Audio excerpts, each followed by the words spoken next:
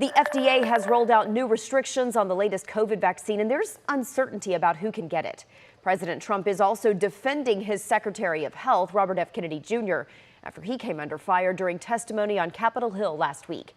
ABC's Jacqueline Lee has more.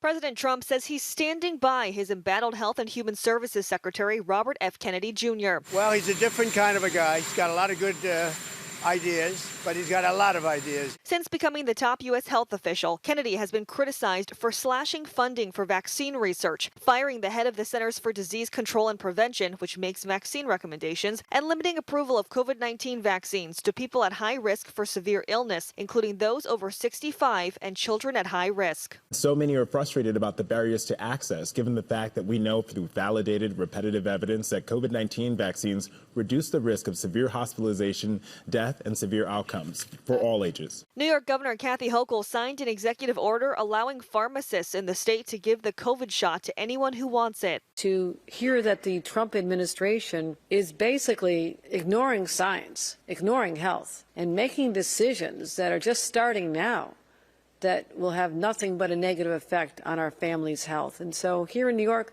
I can't sit on the side and let that happen. Pennsylvania Governor Josh Shapiro also announced protections to ensure access to COVID vaccines across the state. Kennedy has claimed childhood vaccines are linked to autism, despite numerous studies showing there is no evidence of a link. The president said vaccines work, but is allowing Kennedy to come up with answers. You know, normally they don't have any ideas, and that's why we have problems with autism and so many other things, because we're coming up with the answers for autism. You watch. We're coming up with the answers for other things. This as Florida became the first state to move towards eliminating all vaccine mandates, including school mandates for children. Jacqueline Lee, ABC News, Los Angeles.